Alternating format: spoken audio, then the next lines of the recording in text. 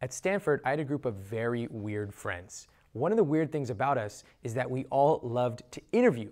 Why wouldn't you? You sit around, dress up, you get to talk about yourself for 45 minutes, done, and free food, done. Well, one of the things that we loved to do was interview for fun and then share notes. So we would actually get together and literally share notes about what happened in our interview. We'd go to the interview, take notes, remember the most tough questions we got asked, and also our best answers, and sometimes the worst ones too. So we'd share these things, and we would do this regularly, and what happened was we got extremely good at answering the world's toughest interview questions. These were companies like Google, McKinsey, BCG, Bain, Bank of America, Capital One. Very tough companies, D.E. Shaw, known to have extraordinarily tough interviews. Well, when you're surrounded by a small group of people who only want to know how to dominate these interviews, you start to get really good. And this is what we did. Because again, that's what you do in college, right? Sit around the dining hall and compare interview notes. Well, over time, we learned that there are certain interview questions that come up over and over in different forms, just like with SAT questions. There are answers that are adequate. This is what most people do. They'll answer a question adequately, and they'll simply look the same to the hiring manager as everyone else because they gave an adequate answer to the question. But the true stars, the true top 3 to 5%, they see beneath the question. They know that what the question being asked really means is something totally different. So they'll answer that direct question, but they'll also add in a little personality or perhaps a little extra sentence that shows that they know what the questioner is really asking. Now, they also know when to add in personality. Sometimes you smile, sometimes you're very serious. This is very similar to how professional comedians create their acts. Chris Rock, for example, it's well known and documented in a book by Peter Sims that when he goes on tour, he has tested virtually every line, every joke, manifestations.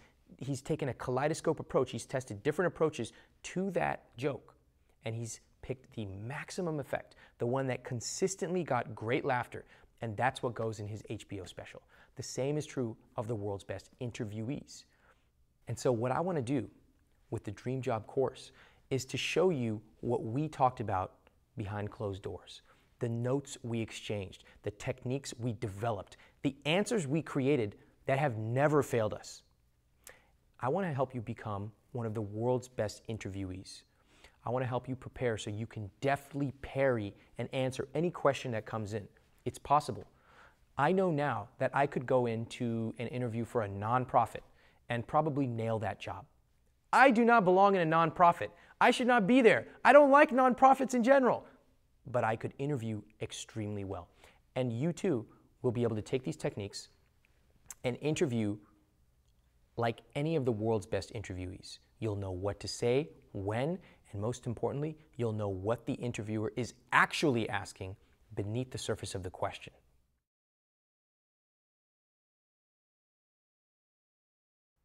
Hey everybody, welcome. Today I'm here with a special guest. I'm Alex. And today we're going to talk about mastering the art of interviewing. So here's how it's going to work.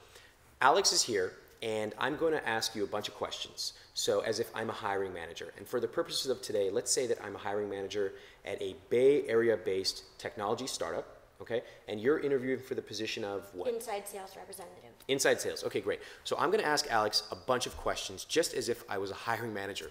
Tough questions, and she's going to answer them to the best of her ability. Now, Alex is actually pretty good at interviewing, but I'm going to show you how to take it to the next level. So what we're going to do is I'm going to actually ask Alex real interview questions. She's going to answer them, and then we're going to huddle up, and I'm going to show her how to take her questions from here to here. So then we'll do a final interview. I'll ask her the same questions. She will show her improved answers, and you're going to learn exactly how to go and master the art of interviewing. So let's get started. All right, Alex. Nice to meet you. Nice to meet you. Thanks for coming in, and thanks for your resume. I took a look at it. Mm-hmm. So basically, today I'd just like to ask you a few questions about your background. I'd like to maybe ask you a couple of questions that I've come up with about our company. Sure. And then there's time, I'm sure there will be, I'll leave plenty of time to let you ask any questions you have for me. Mm-hmm. You came to this company, I saw your email, I thought it was very interesting, mm-hmm. and your resume really caught our eye. Why do you want to work here? Well, one of the things I realized, throughout my career path is that I ultimately want to work for a company that's small and that is really changing the way we share information, the way we changing our online landscape. So I did some research, and your company was one of the products I'd been using for several months, and so I sent out an email to the VP of Sales, and from then I realized that this is a company that has a great culture, that has very smart investors, and that also has a great plan for growth and acquiring users. And I think that's one of the reasons that really brought me to your company, is because the vision for how it plans to revolutionize the digital landscape is what I'm drawn to. Okay. As I mentioned earlier, we're interviewing several candidates for this position of inside sales. Why should we choose you? Well, I think I'm humble and I'm driven, and I think I know I'm a very competitive person, and in terms of sales, I understand usability. I've used your product, and I also think I can understand how to solve the customer's pains, and I understand how our company solves their pain point. And I think that's a major competitive advantage, by understanding what the customer needs and how specifically we can solve them in terms of leveraging our platform to benefit them. Okay. So we're speaking to other candidates. What I'd like to do is take my notes that I've taken today. I've taken a couple pages of notes in our discussion. I'd like to share it with my team, and we'll get back to you next week. And you should expect to hear from either me or my assistant, and we'll let you know then what the next steps might be. Okay, perfect. Thank you. Thank you very much, Alex. Appreciate it. Thanks for coming in. All right. All right, we are back. Alex, how'd you feel about that? I felt okay about it. There was one point where I felt a little shaky and laughed during the interview. I saw that. So what was going on in your mind right then? I basically just blanked out. Okay. Didn't know really what to say. Right. But then I just tried to pick it up and continue. Okay, good. So I want to give you my feedback on how the interview went. I want to give you some feedback on just general stuff like body language, and then we'll go into specifics, answer by answer. And we're going to dissect it. I'm going to show you how to take it to an even higher level, okay? Okay. The first thing, just body language-wise, I thought it was really good, very conversational. So you and I were going back and forth. One thing that you did really well was your answers were not that long. One thing that novice interviewees tend to do is they ramble and ramble and ramble. And I, as the interviewer, get so bored. I'm like, please kill me right now. I don't want to listen to this person. No matter how smart or interesting you are, just shut up. That's really what the interviewer is thinking. So it's a good takeaway. Just shut up. Just shut up. That's my number one motto, everybody. What you want to think about is as if you're being interviewed on the radio. You'll notice if you ever listen to the radio or see a professional on TV, they answer short, concise sentences, and then the interviewer will actually prompt them to do more. So they'll say like, oh really, tell me more about that. What do you mean? And you did a really nice job of that. You'll notice a couple times I said, tell me more about that. And you went into it deeper. If an interviewer says, tell me more, you can feel free to take longer. But in general, you're talking about 30 to 45 seconds per answer. Okay. You did a nice job with that. One thing I think that you could have done 2 or 3 things a little better. All right. The first was smiling. So you didn't smile as much as you could. Okay. All right. So this is a big thing for me. When I started interviewing for scholarships in high school, I thought I was really good. I'm like, I got this. I'm going to beat everybody out. And I kept losing until I discovered one insight, and that was smiling. Okay. Now, I just apparently don't smile that often. Can you believe it? And when I started smiling, I started winning every single interview. Now, here's a trick. As a woman, you have to be really careful. You smile too much, you come across like a ditz. If you smile too little, you just come across as unfriendly and cold. So I would say on a scale of 1 to 10, your target, you want to be right in there around a 7. You were around a 5. Yeah, one of the pieces of feedback I've gotten is that when I smile a lot, I can seem too bubbly and not serious. So I've been trying to tone it down, but I wasn't sure. I guess maybe now I've borderline too cold. Yeah, I mean, you definitely can seem too bubbly, especially as a young woman. So you want to smile strategically. Now, you don't want to be crazy and like start planning this out and mapping it out. But if I ask you a question where you happen to have a great answer, you could smile and say, it's funny you ask because just last week I was blah, blah, blah. And I'm like, oh, wow, I'm so engaged by this person, right? Got it. In a normal conversation where we're meeting somewhere else at a coffee shop or something, you're going to be smiling, I'm going to be smiling. Your smile makes me smile, my smile makes you smile. So let's get a little bit more of that personality in the interview. Okay. All right.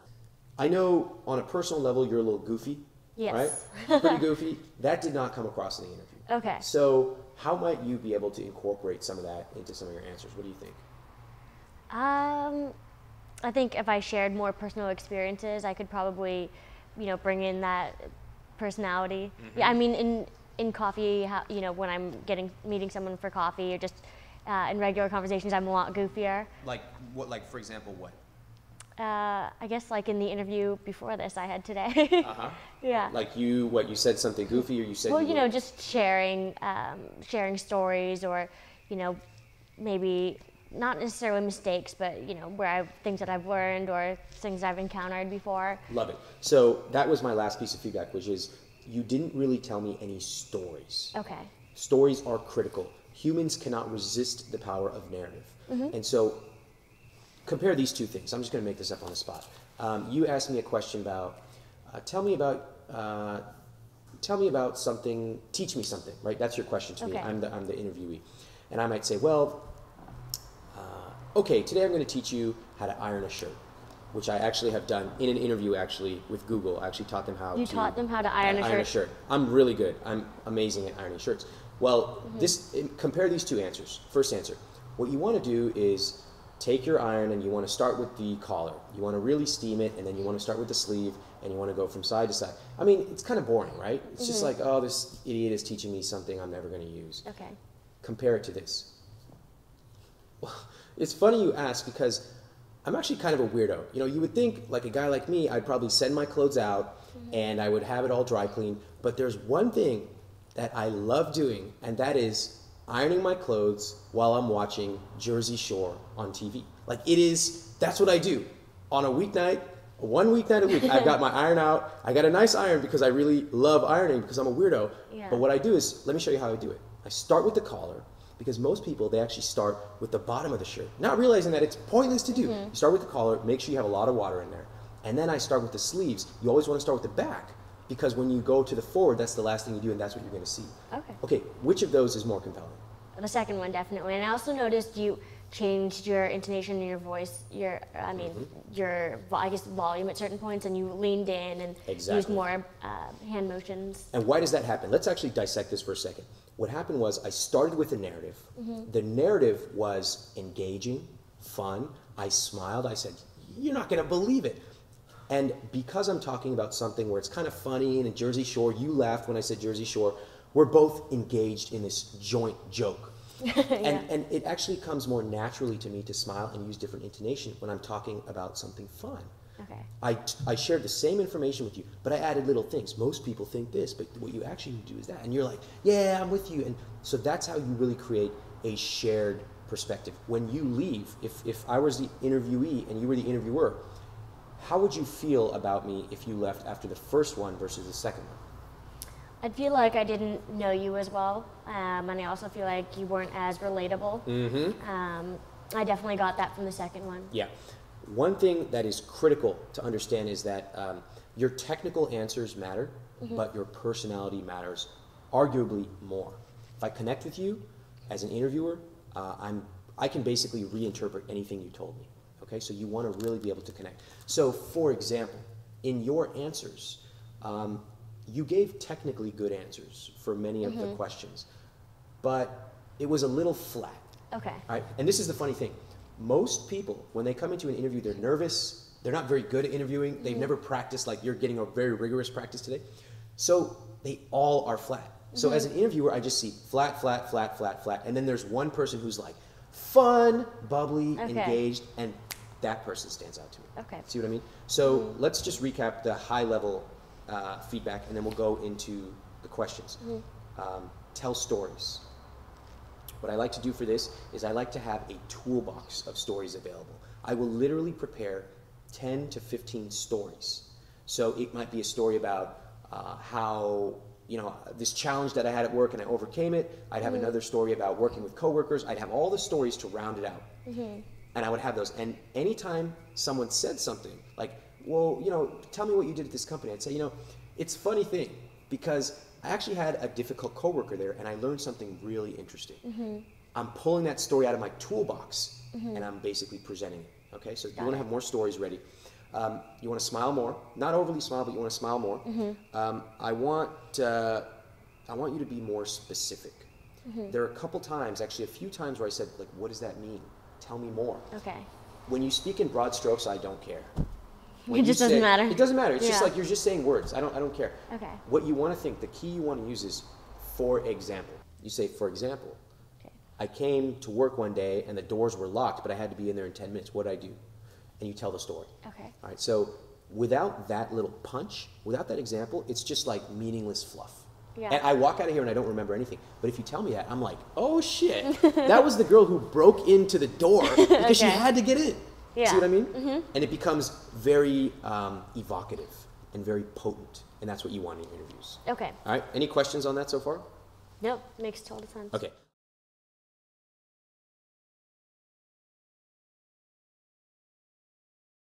All right.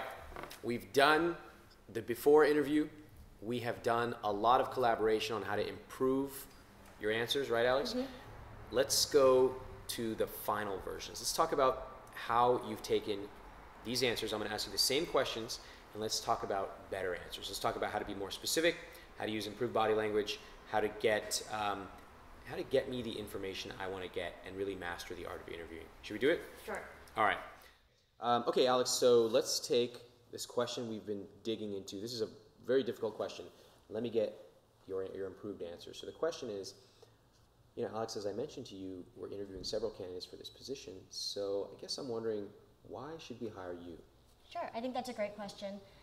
So there are 3 things that would make me stand out from different candidates. First is that I have experience building relationships. So, you know, one of my first jobs in college was I worked at the phone program, and I would make calls to alumni and, you know, ask for donations. And one of the things I realized is that if you didn't try to relate to them or, you know, have an interesting story, they'd hang up the phone right away. And so I learned that, you know, building trust and being able to communicate, you know, what you share really makes it more effective for sales reps. And I noticed from what you said, from our discussion about the company, that you guys are looking to convert your free users into paying users. And so especially for that, you know, with the stage that you guys are in, it would be valuable to have someone who can build these early relationships and convert to paying customers. Okay. So the second one is I can communicate the value proposition. And so from what you told me as well, it seems like customers don't really know what to do once they get to the website. And so I've done a little market research on my own, and I've talked to my friends who've used the site, and what I've realized is that people don't really understand what the call to action is once they get there.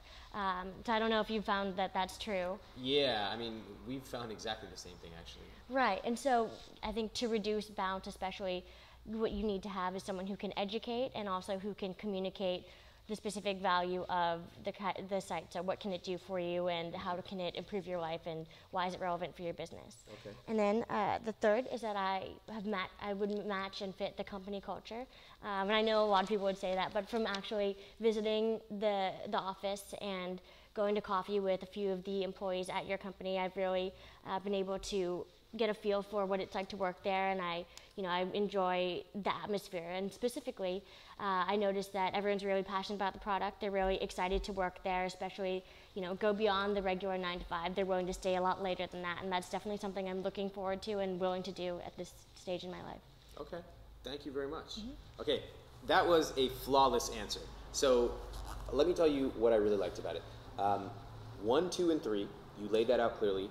I love that each one had a rich, vivid example.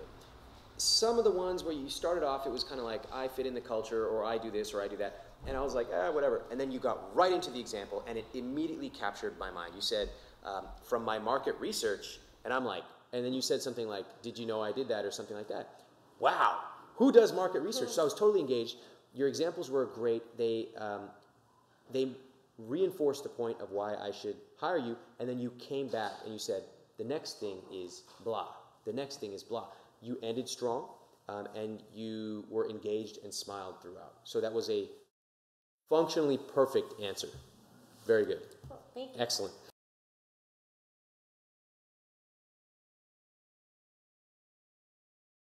No one outside talks about this.